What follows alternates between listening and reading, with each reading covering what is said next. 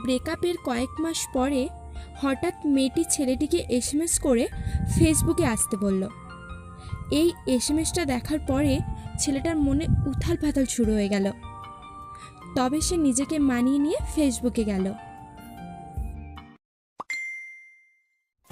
ব্রেকআপের পরে আমি তোমার একটা জিনিস লক্ষ্য করেছি। কি জিনিস? আমি অনলাইনে আসলেই তুমি অনলাইন থেকে চলে যাও। কেন এমন করো? তুমি অনলাইনে থাকো, কিন্তু তোমাকে নক করতে পারি না, তোমার সাথে কথা বলতে পারি না, এজন্যই অনলাইন থেকে চলে যাই। কে বারণ করেছে তোমাকে কথা বলতে?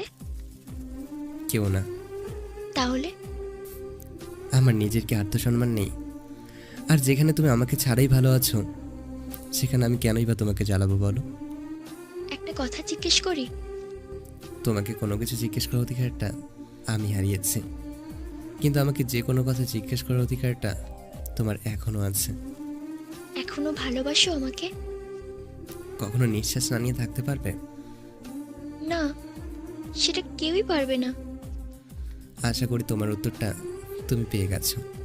আমি তো তোমাকে ছেড়ে দিলাম, তবুও কেন আমাকে এখনো ভালোবাসো? এর কোনো উত্তর আমার জানা নেই। না ভালোবাসলে হয় না? মরে যেতে বলছো আমাকে? ক্ষমা করে দাও আমাকে। তোমার ওপর তো কখনোই রাগ করিনি, তাহলে আবার কিসের ক্ষমা? কষ্ট পাও না আমার জন্য? কেন কষ্ট পাবো? তুমি তো ভালোই আছো।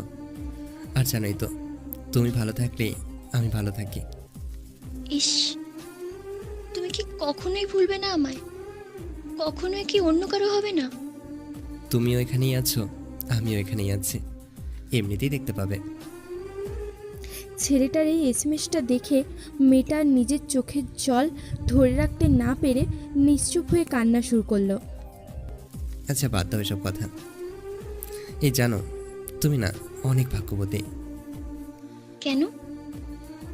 এখন যে ছেলেটা তোমাকে ভালোবাসে, বা যাকে তুমি ভালোবাসো, তার জীবনে তুমি প্রথম। তুমি কিভাবে জানলে?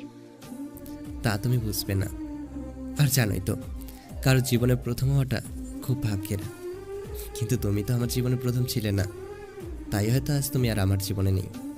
কিন্তু তোমার তো ভালোবাসা সত্যি। আরে না, সত্যি হলে কি আছে? আচ্ছা, বাদ দাও ওসব কথা। শুনলাম মাঝে মধ্যে নাকি নেশা করো, আর নাকি খুব সিগারেট খাও। হুম, ঠিকই শুনেছো।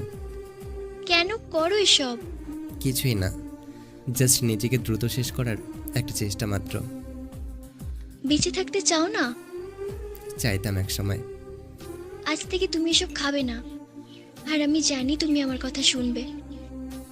প্রেম করছো অন্য কারোর সাথে, আর ভালোবাসা দেখাচ্ছ আমাকে। এ কথা বলতে পারলে? তুমি আমাকে ছেড়ে গিয়েছো, আমি কিচ্ছু বলিনি। কিন্তু তুমি যদি এখন এভাবে আমার সাথে কথা বলো, তাহলে তো ওই ছেলের সাথে বেইমানি করা হবে, যেটা আমার সাথে হয়েছে। আর আমি জানি এটার কষ্ট কি, তাই আমি চাই না আর কোনো ছেলে আমার মতো কষ্ট পাক।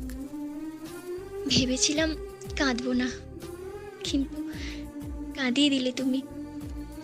ওই ছেলেটাকে ফোন করো, ভালো লাগবে, নতুন নতুন স্বপ্ন দেখবে। যেভাবে তোমাকে নিয়ে দেখতাম সেভাবে? না, সেভাবে না। তাহলে কিভাবে? এমনভাবে দেখো যেন স্বপ্নগুলো বাস্তব রূপ পায়, আমার মতো যেন অবাস্তব না রয়ে যায়। ভালোই বললে। হুম, সুখে দেখো। চলে যাবে এখন? হুম। আর কিছুক্ষণ থাকো, ইচ্ছে করছে আরো কিছুক্ষণ তোমার সাথে কথা বলতে। সবার তো সব ইচ্ছে পূরণ হয় না, তাই না? আর মেন কথা হচ্ছে, আমার আর এই বিষয় নিয়ে কথা বলতে ভালো লাগছে না। আচ্ছা, ওকে, বাই। এই শেষ আর একটা রিকোয়েস্ট করবো, রাখবে? হুম, করো। রাখার মতো হলে অবশ্যই রাখবো। তুমি এভাবে আর নিজেকে কষ্ট দিও না, নিজেকে এভাবে শেষ করো না। আমি নয়তো নিজেকে ক্ষমা করতে পারবো না। হয়তো এই কথাটা আমার পক্ষে রাখা সম্ভব হবে না। কেন? পরে কোনো একদিন বলবো, আজ অনেক দেরি হয়ে গেল। কেন? কি করবে? ঘুম পাচ্ছে, ঘুমোবো। ঠিক আছে, গুড নাইট। গুড নাইট, ভালো থেকো। তুমিও।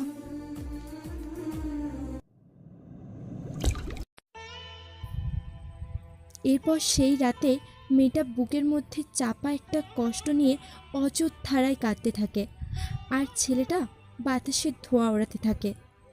হয়তো এভাবে কিছু কিছু ভালোবাসা শেষ হয়েও বেঁচে থাকে একে অপরের মাঝে।